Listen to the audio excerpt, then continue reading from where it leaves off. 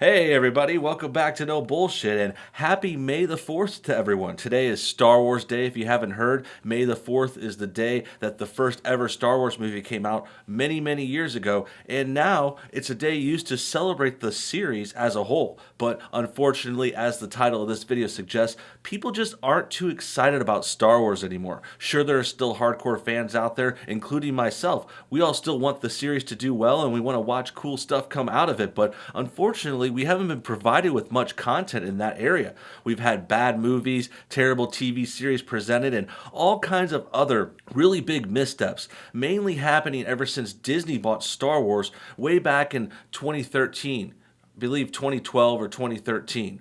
And when that happened, Disney took over and they made a few cool movies in the beginning. The Force Awakens and Rogue One were very well received, made $1 billion each. But over the years, ever since then, the movies have gotten worse. The ideas have gotten even worse. SJW agendas have taken over. Female power has taken over the movies. And there's all kinds of bad plans in the works. So for today's video, we're going to talk about why fans are so disgruntled and why this year's May the 4th Star Wars Day just isn't exciting people like it used to. Mainly, the most recent entry in the series, The Rise of Skywalker, was the last movie that came out in December, and that movie really set people off the wrong way. This was the conclusion of the series sequel trilogy. There was 3 new movies made in a new trilogy, and although the first started off pretty good, the second really messed things up. The Last Jedi was a turning point for the Star Wars series when it came out in the December of 2017, and ever since then things have been going downhill really fast under the direction of the likes of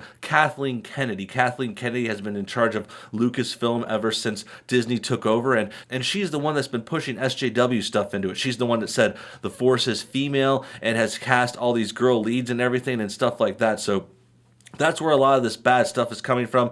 That and being owned by Disney has apparently caused some problems. But overall, yeah, it's been a bad, rocky couple years. But at the same time, I will give them some credit. There have been some good things that happened. I already mentioned the first couple of Disney movies. And then in addition, we've had a couple of new shows that have been good. Things like The Mandalorian have been a positive step in the right direction. That was the first Star Wars TV series directed by Jon Favreau, a great filmmaker who also directed Iron Man and Lion King and a bunch of other cool movies. But here he really got into it and wrote this story out, and The Mandalorian was a big hit, and that's something to look forward to. That's a good positive direction, and it also has 2 more seasons already on the way. The first one was a big knockout, out of the park win, so they're making more of that. That's something to look forward to. And then a couple other positive notes before we go negative again. First of all, another series just wrapped up that's been a long-running Star Wars series. The Clone Wars just finished its episodes just over the past week, and that's actually been going along ever since before Disney owned the series. Lucas made that an animated show way back in the day, and it's been a long-running show that's had seasons here or there over the years. That just wrapped up. I've heard good things there, but there were some rumors about SJW influences. There were some girls in there with some alphabet-looking haircuts, short haircuts, a weird lesbian romance, things like that kind of rocked the end. But at the end of the day, that series still ended strong. But those are a few mere little blips in the bigger picture of where people are just bummed out about Star Wars. But I will mention one more positive thing before we get back into it. The other thing that was interesting was there was a good video game for Star Wars last year. It was called Jedi Fallen Order, and it was a cool kind of hack and slash video game, a little bit of a Metrovania vibe to it. You build your character, you gain force powers, you fight through all kinds of people, like fighting Empire and stuff like that.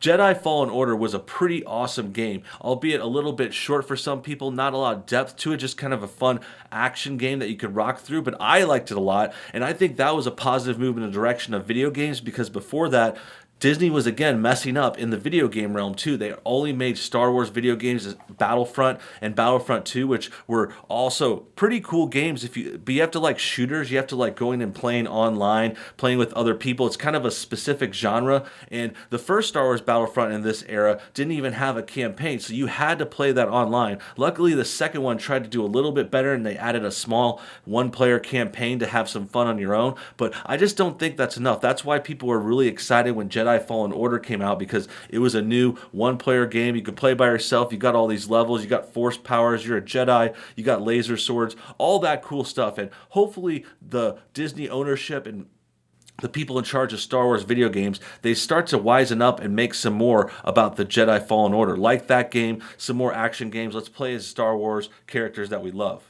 Next, let's go back to the missteps in the Star Wars series. Another reason people are bummed out about it is the theme park attractions have really failed. There's been 2 attempts at Disneyland and Disney World to make a Star Wars section of those theme parks now that they're part of Disney, and both of those pretty much failed. It's called Galaxy's Edge, and people have not been very excited about it. I mean, there's still time to build this up, and these attractions do take time to reveal and grow and get new stuff in them, but it was definitely a bad reveal. It was definitely a failed launch. Those people that went to them in the beginning were really upset. The drinks and stuff looked bad. There wasn't many rides to do. No one was at Galaxy's Edge. If you've seen any videos, it's been very empty and not people very interested in it. And this is just another good way to show the signs that Star Wars is losing its luster. It's lackluster right now, and people are seeing that all over the place. It's just kind of been around for too long, maybe. I don't know if that's necessarily the problem, but I think ever since Disney took over, they tried to milk it dry too fast instead of doing the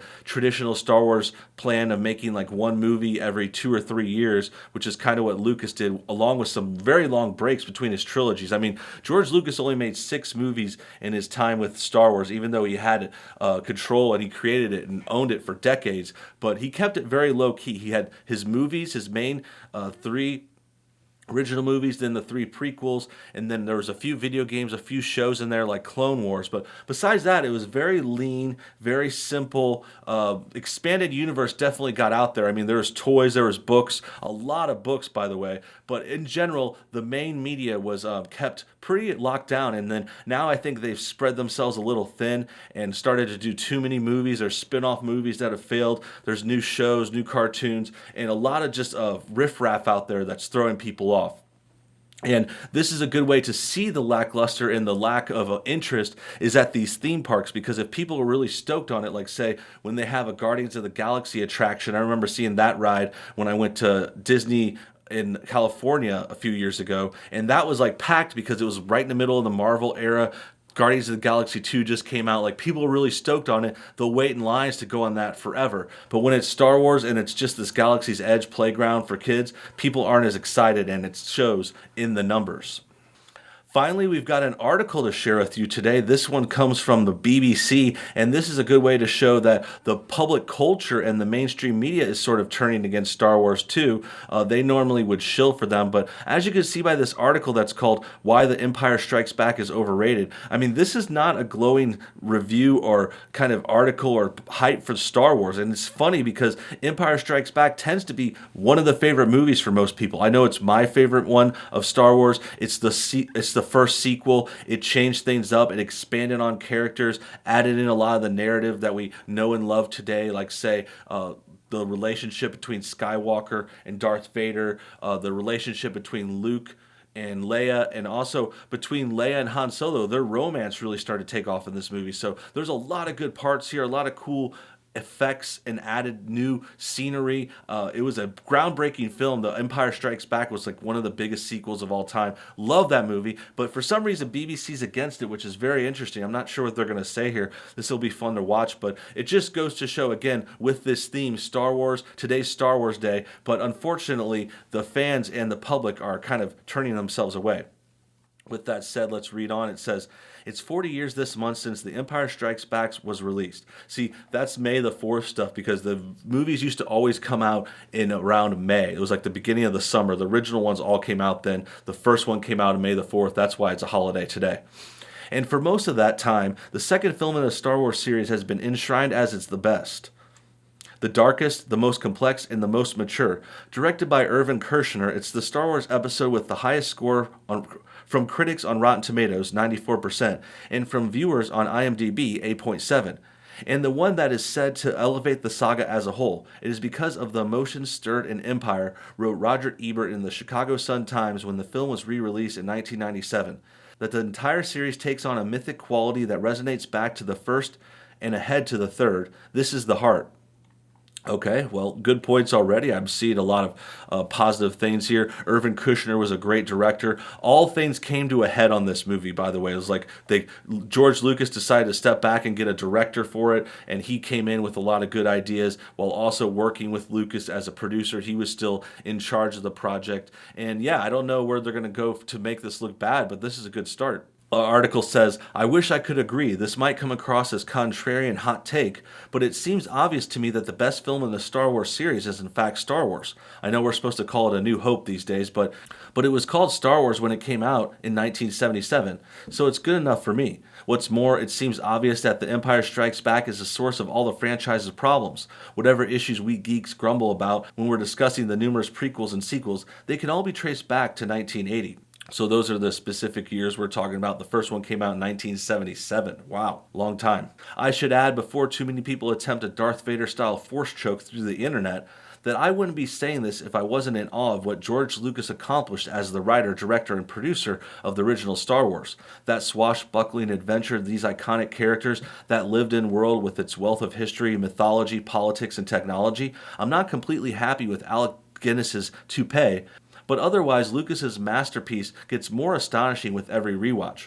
So I guess the argument is just basically so far he likes the first movie better than the second one. And I can understand that. I think those movies are both really good. I think it's almost hard to compete. I mean, it's hard to pick. They're both cool. I think the only reason Empire gets a lot more love is because it expanded on what we liked in the first one. It added more stuff to the characters. Luke gets his force training. We add Yoda. Lots of other favorite characters like Lando come in, and the relationships expand, like I said before. So I think they go hand in hand. And if you like the first one or the second one more, it's just kind of your preference. But a lot of people still agree that The Empire Strikes Back is the best. Then came The Empire Strikes Back, a gloomier film admittedly, but also a slower, stodgier, more contrived, convoluted, and repetitive one. Again, I'm not being perverse here. In 1980, several critics were underwhelmed, including Vincent Canby of the New York Times, who stated that the sequel wasn't as fresh and funny and surprisingly and witty as Star Wars. It was also believed a big, expensive, time-consuming, essentially mechanical operation. Okay, this is another classic argument. I have actually debunked this before, I think. Basically, this guy's trying to use that one review to say people didn't like The Empire Strikes Back when it came out. And I think this, I just remember where that came from. Rian Johnson actually used this argument before. Rian Johnson was the director of The Last Jedi, of course. That was the second in the sequel series, the one I mentioned that kind of turned people against Star Wars back in 2017. And this is what he referenced too. So this is kind of a Rian Johnson sympathetic article, trying to go along with that, trying to be all big brain. If you guys know Rian Johnson and how annoying he is to us, basically he's like a wannabe smart guy who subverts expectations and does stuff unexpectedly on purpose to try and make himself look cool. It's kind of annoying. It's kind of like contrarian. He like thinks he's a smart guy. He's like, I bet you didn't see that coming. You know, he's just very cringy, and that's where this article is going to. And now that I see that line, I know exactly what's going on here. They're trying to downplay The Empire Strikes Back in order to upplay some other stuff that's happened recently. Now, in this situation, in this article, the writer is saying the first Star Wars is best, but it can also use this argument to say, oh, the prequels aren't that bad, or the sequel series wasn't that bad. Last Jedi wasn't that bad, guys. Empire got bad reviews in the beginning. You could even use that to defend Rise of Skywalker, the latest movie, and say, oh, the Empire didn't review in the good in the beginning, but now look at this one. But basically, that's not true. The Empire Strikes Back was very well received at the time. It was re-released. It was in theaters for like over a year. It had a long, long run, made a ton of money. So maybe a few critics might have disliked it, but that can happen with any movie. The truth of the matter is, this is just a misleading cherry picking of a quote to try and kind of defend Star Wars, but also at the same time, it's showing that Star Wars is being questioned and lackluster, and it's not having the same excitement and the same legacy it used to have. It used to be almost untouchable. Now, I don't think everyone always liked Star Wars. I know the prequels had a lot of backlash too, and you know there was a lot of problems with that. It's not like they never made mistakes before, but the new stuff is a whole new level, and now people actually look back on the prequels a little bit more fondly, even though they clearly had issues with the story and the way they were filmed, too much CGI, this and that. But in the end, I think you guys get the point. Star Wars, May the 4th. Today is Star Wars Day, and the morale in the Star Wars fan base is lower than ever. So these are the reasons why. This is what's been going on. This is a new article talking about trashing The Empire Strikes Back as a way to defend the original Star Wars and possibly the sequel ones. I don't agree with that, but I'm not the only one with an opinion here. Make sure you guys tell me what you think and comment all your thoughts below. I want to hear your thoughts on Star Wars. Were you excited about today, May the 4th? Are you looking forward to any of these new projects? Because I know The Mandalorian's coming out, but we also have that terrible all-girl show that we mentioned before. There's an all-girl SJW-led show that's coming out for Disney Plus too. So it's like one step forward, two steps backward. That's where Disney's at right now. They have a good thing like Mandalorian. They have a few good spin-offs here and there, but then they're messing up really hardcore, and we hate to see that, especially when you're a Star Wars fan like myself. Thanks for watching today's video, guys. Make sure you hit that like button if you enjoyed what you saw, and also have a great day. Appreciate your time, and we'll see you in the next video.